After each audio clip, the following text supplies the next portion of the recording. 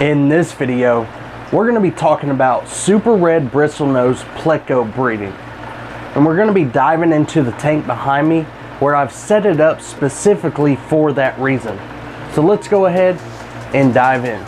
What is going on, everybody, and welcome. If this is our first time meeting, I am Otter from Otter Aquatics, and on this channel we cover things like breeding, planted tanks, and some tips and tricks that can help you grow your aquarium keeping skills.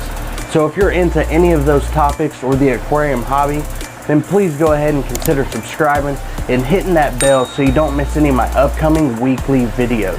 Now let's go ahead and dive into that super red bristlenose pleco breeding tank.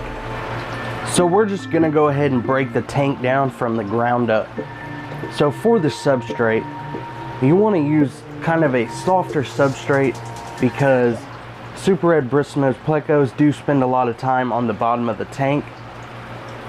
And this is just the brown regular aquarium gravel by Aquaculture from Walmart. It may not be the best substrate in the world for plants, but you can see in this tank that plants are doing actually pretty well.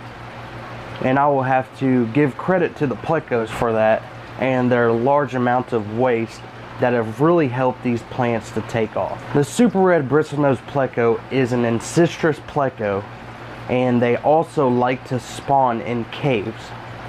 That's why you can see here that I have 5 caves in this tank, and I also have some driftwood that they could get underneath and actually lay their eggs if they wanted to. 6 counting the pot. So when setting up a pleco breeding tank, you want to make it as easy on yourself as possible so that you can spy in and see how these guys are doing. That's why you can see that I have all of these pleco caves turned toward me. So when I look in, I can see if we have any male super reds on eggs, or if we have any females in the cave that are actually getting ready to lay the eggs. This is going to be a breeding for profit tank, so I'm trying to get the most out of the space that I have. So this is a 20-gallon long tank, and if you can see in here, I also have some Japan blue double-sworded endlers going, and also some red cherry shrimp. I haven't had any luck with the plecos yet, and I think it has to do to their age. They're not quite ready to spawn. But if you look in the back, you can see all kinds of tiny fry from the blue double-sworded endlers. And these are actually some stunning endlers. I wasn't sure that I wanted to fill this tank completely up with them, but by the time I made that decision, they had already dropped some fry. So unless I want to try to tear the tank down and pull them all out individually, I don't want anything crossbreeding in this tank. So I'm just going to leave them for now. One of my worst nightmares is duckweed.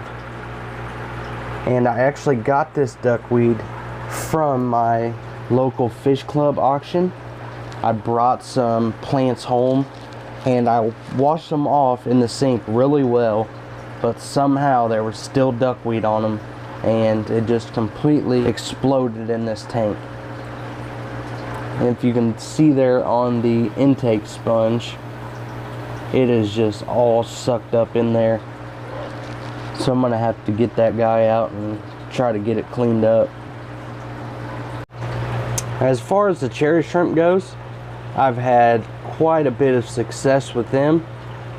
I've had a lot of babies come through this tank, and I've been able to sell some to the local fish store and sell some to some other people that have purchased them online as well. That's a really cool shot of that super red thumbnail. So when it comes to the wood in this tank, you don't necessarily have to have wood in your Ancistrus tanks because they are not wood eaters. However, they do like to have the surface of the wood to graze on.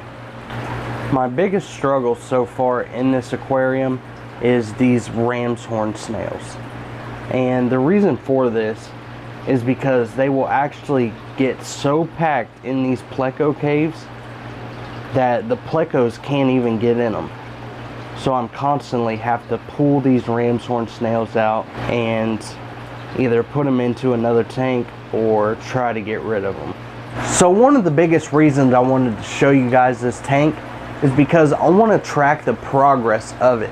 And I want to get your guys' insight on what's going on. If you've bred Bristlenose Plecos in the past, let me know how you may have set it up differently, or if you got some specific ideas on how I set my tank up, let me know down in the comments below. But one of the main reasons is, like I said, I want to track the progress. I don't want to just show you guys, oh look, I bred Bristlenose Plecos. No, I want to show you my successes and failures during this entire process of this tank. So with that being said, now I want to play a little game. So if you had this exact tank set up and you could choose one Neocaridina shrimp, one Ancistrus Bristlenose Pleco type, and one either Endler or Guppy strain, what is the combination that you would have put in this tank? Let me know down in the comments below. Thank you all for watching. Keep following your dreams and keep inspiring. And until next time, everybody, see you.